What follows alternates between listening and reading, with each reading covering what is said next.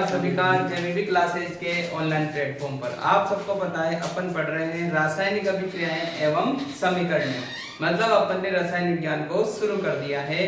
तो आज अपन पढ़ेंगे रासायनिक अभिक्रिया के द्वारा जो समीकरण लिखी जाती है उसको सेटिस्फाई कैसे करते हैं, उस रासायनिक समीकरण को संतुष्ट कैसे करते हैं। अब ये संतुष्ट करना क्या होता है, देखो अपन जब छोटी क्लासों में होते हैं तो अपन द्रव्यमान संरक्षण का नियम पढ़कर आते हैं, ठीक है।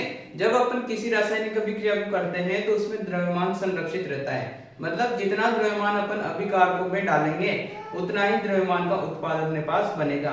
कभी भी न तो नया द्रव्यमान बन के आएगा न द्रव्यमान की हानि होगी। तो बराबर द्रव्यमान रखने के लिए समीकरण को क्या किया जाता है, संतुष्ट किया जाता है। तो आइए देखते हैं समीकरण को संतुष्ट कैसे करते हैं। इसके लिए कुछ चरण दिए जाते हैं। रासायनिक समीकरण को संतुष्ट करना निम्न चरणों में की जाती है। देखो कोई से भी समीकरण मैंने ले रखी है Fe plus H2O, Fe3O4 plus H2, ये समीकरण ले रखी है।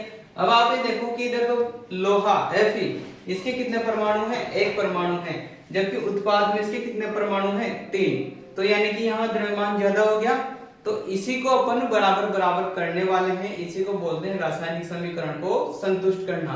अगर इधर 3 है तो इधर भी 3 आने चाहिए, ठीक है। उधर हाइड्रोजन 2 है तो इधर भी 2 हो रहा है, उधर ऑक्सीजन 1 है उधर ऑक्सीजन 4 है, तो इनको बराबर करना क्या कहलाता है, रासायनिक समीकरण को संतुष्ट करना। देखो पहला चरण क्या आता है, सभी सूत्रों को बॉक्स में बंद कीजिए। मतलब अपन के पास जितने भी सूत्र हैं रासायनिक समीकरण के, उनको पहले क्या करेंगे, डिब्बे में बंद करेंगे। क्या करेंगे, डिब्बे में बंद कर देंगे। ये मैंने क्या कर दिया, इनको डिब्बों में बंद कर दिया, ठीक है। ये चारों सूत्रों को मैंने क्या कर दिया, डिब्बे में बंद कर दिया। अब दूसरा पढ़ो, परमाणुओं की सूची बनाना। अब देखो परमाणु, इनकी सूची बनाते हैं। ये परमाणु, अभिकारकों में इनकी संख्या, अभिकारकों में संख्या और उत्पादों में इनकी संख्या, उत्पादों में संख्या, ठीक है। अब परमाणु कौन कौन से हैं, लिखो Fe है, इसके अलावा अपने पास हाइड्रोजन है, इसके अलावा ऑक्सीजन है, ठीक है। अभिकारकों में फेरस के कितने परमाणु हैं, एक परमाणु, तो एक मैंने यहाँ लिख दिया। उत्पादों में फेरस के कितने परमाणु हैं, 3 परमाणु, तो एक मैंने यहाँ लिख दिया। साथ में हाइड्रोजन के अभिकारकों में कितने परमाणु हैं, 2 परमाणु, तो मैंने 2 परमाणु यहाँ लिख दिया। उत्पादों में देखो हाइड्रोजन कितने हैं, 2 है। अच्छा, अभिकारक और उत्पाद समझ में आ रहे हैं ना, तीर से पहले वाले तो अभिकारक, तीर के बाद वाले उत्पाद, ठीक है। अब ऑक्सीजन परमाणु को गिनो। अभिकारकों में ऑक्सीजन परमाणु कितने हैं, 1, ठीक है। उत्पादों में कितने हैं, 4। देखो अब अपनी सारणी बन चुकी है, क्या बन गई है, अपनी सारणी, ठीक है। ये अपन ने सारणी बना दी। अब क्या देखेंगे अपन, चरण नंबर 3 पढ़ो। अधिक परमाणु संख्या वाले तत्व को क्या करना है, तत्व को संतुलित करना है। क्या करना है, संतुलित। तो इनमें सबसे ज्यादा संख्या किसकी दिख रही है आप लोगों को, ऑक्सीजन की, ठीक है। इधर तो कितने हैं, 4, इधर कितने करने हैं अपन को, 4। अब 1 से 4 कैसे करेंगे, अपन क्या जानते हैं कि इनमें केवल गुणा कर सकते हैं अपन, ठीक है ना। इस समीकरण में क्या कर सकते हैं, गुणा। तो 1 को किससे गुणा करूं कि 4 हो जाए, तो अपन किससे गुणा कर सकते हैं, 4 से गुणा कर सकते हैं, कर दिया। अब चौथा चरण पढ़ो, समीकरण की जांच कीजिए। अब जो ऑक्सीजन को गुणा किया अपन ने, किसमें किया, अभिकारकों में, तो अभिकारकों में ऑक्सीजन कहाँ है, इसमें, तो इस पूरे बॉक्स को अपन किससे मल्टीप्लाई करेंगे, 4 से। तो अपने पास समीकरण क्या आ जाएगी, Fe प्लस, अब इसको 4 से गुणा किया ना तो पूरा बॉक्स गुणा होगा ये, ठीक है। ये पूरा बॉक्स अपन ने गुणा कर दिया और बाकी वैसा का वैसा आ जाएगा, Fe3O4 प्लस H2, ठीक है।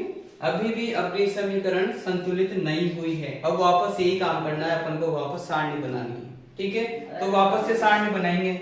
मैं डायरेक्ट बना दूं क्योंकि बहुत टाइम खर्च होगा वापस से बनाने में, आप लोगों को वापस बनानी है, मैं इसी में कर देता हूं, ठीक है ना, इसी को मिटा देता हूं मैं। ये अपने पास Fe परमाणु है, अभिकारकों में संख्या कितनी है इसकी, 1। उत्पादों में कितनी है 3। ठीक है, हाइड्रोजन परमाणु देखो, हाइड्रोजन की संख्या 4 2 जा 8, इधर कितनी है हाइड्रोजन की 2, ऑक्सीजन की इधर गिनो 4 और इधर भी 4। अपन ने ऑक्सीजन को सेटिस्फाई किया था पहले, तो देखो सेटिस्फाई हो रहा है। अब किसको सेटिस्फाई करें बताओ, अब करते हैं अपन हाइड्रोजन को। ठीक है, इधर अभी कार्बन में 8 हाइड्रोजन है, उत्पादों में तो 2 ही है, तो 2 को 8 करने के लिए क्या करें, इसको क्या करेंगे 4 से मल्टीप्लाई कर देंगे। अपन ने मल्टीप्लाई किसको किया, हाइड्रोजन को किया उत्पादों में। अब उत्पादों में हाइड्रोजन ढूंढो, यहाँ पर है, इसको किससे मल्टीप्लाई करेंगे 4 से, तो नई इक्वेशन क्या जाएगी अपनी Fe plus 4H2O is equal to Fe3O4 plus इस हाइड्रोजन को किससे मल्टीप्लाई किया था 4 से, तो ये अपनी समीकरण बन गई। अब वापस से इसकी सारणी बनाएंगे, क्योंकि अभी अपने पास आयरन का जो परमाणु है वो संतुलित नहीं हो रहा है, तो आपको तो अलग से सारणी बनानी है, मैं इसी में कर देता हूं। ठीक है, नई सारणी बनानी पड़ेगी आप लोगों को वापस से। तो Fe कितने हैं अभी कारकों में है 1, उत्पादों में कितने हैं 3। अब हाइड्रोजन को गिनो, हाइड्रोजन कितने हैं 4 2 जा 8 और इधर कितने हैं 4 2 जा 8। ठीक है, अब ऑक्सीजन को गिनो 4 और इधर भी कितने हैं 4। अब कौन सा परमाणु रह गया जो संतुलित नहीं हुआ, आयरन का। अब देखो यहाँ 1 ही यहाँ 3 है, 1 को 3 बनाने के लिए क्या करें 3 से मल्टीप्लाई कर देंगे। अब इस समीकरण में अभी कारकों में Fe को किससे मल्टीप्लाई करना है 3 से मल्टीप्लाई करना है, तो नई समीकरण क्या आ जाएगी अपने पास, इस Fe को किससे मल्टीप्लाई करूं 3 से, 3Fe plus 4H2O is equal to Fe3O4 plus 4H2।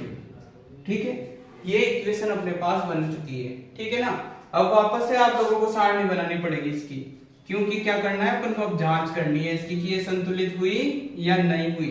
ठीक है ना, तो Fe अभी कार्बन में कितने हैं 3, कितने हैं 3 और उत्पादों में भी कितने हैं 3। हाइड्रोजन अभी कार्बन में कितने हैं 4 2 जा 8 और उत्पादों में भी कितने हैं 4 2 जा 8।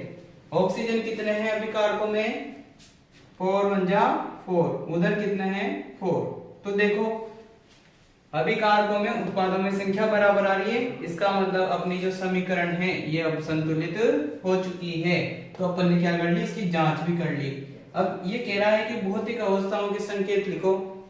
अपन ने कल पढ़ा था कि भौतिक अवस्थाएं भी दर्शाना जरूरी होती है, जैसे कि ठोस को S से दर्शाते हैं, द्रव को L से दर्शाते हैं, गैस को G से दर्शाते हैं और जो गाढ़ा द्रव होता है उसको एक्वस से दर्शाया जाता है। ठीक है, तो अपन क्या करेंगे, इसको दर्शाएंगे। अब अपन जानते हैं कि लोहे का आयरन ठोस होता है। ठीक है, क्या होता है ठोस, और जल कैसा होता है लिक्विड फॉर्म में। इसके अलावा जो अपना ये बनेगा ये एक्वस बनेगा, गाढ़ा द्रव बनेगा, और जो H2 होगी वो गैसीय अवस्था में बनेगी। तो दर्शा दो इसके। अब इसका साथ में क्या कर देंगे अपन, बॉक्स भी हटा देंगे। तो 3Fe ये किस में आएगा सॉलिड में, प्लस 4H2O ये किस में आएगा लिक्विड में, इक्वल टू Fe3O4 ये किस में आ जाएगा एक्वस में।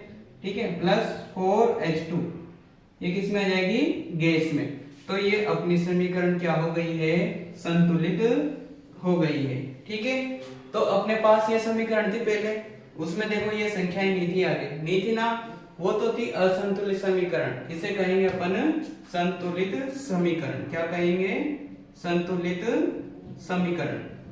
ठीक है, इस प्रकार से आप किसी भी समीकरण को इजी वे में संतुलित कर सकते हो। ठीक है, ये तो था अपने पास लॉन्ग मेथड।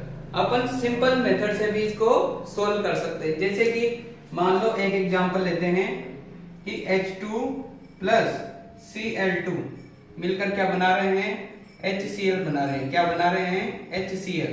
अब अपन छोटी सी इक्वेशन है, इसमें आराम से ऐसे ही देख सकते हैं, इतना लंबा करने की कोई जरूरत नहीं है। देखो इधर हाइड्रोजन कितने हैं 2, इधर कितने हैं 1, तो 2 को तो 1 नहीं कर सकते, लेकिन 1 को 2 बना सकते हैं 2 से मल्टीप्लाई करके। तो यहाँ मैंने 2 लिख दिया। अब हाइड्रोजन 2 हो गए, हाइड्रोजन इधर भी 2 है, इधर क्लोरीन 2 है, इधर क्लोरीन कितने हो गए? 2 हो गए। तो इस प्रकार से अपन डायरेक्ट किसी भी समीकरण को संतुलित कर सकते हैं। तो ये था आज का अपना टॉपिक, रासायनिक समीकरण को संतुलित करना। आई होप आप सबको समझ में आया होगा। अगर फिर भी आपको कोई डाउट है तो आप कमेंट बॉक्स में जरूर बताएं। Thank you.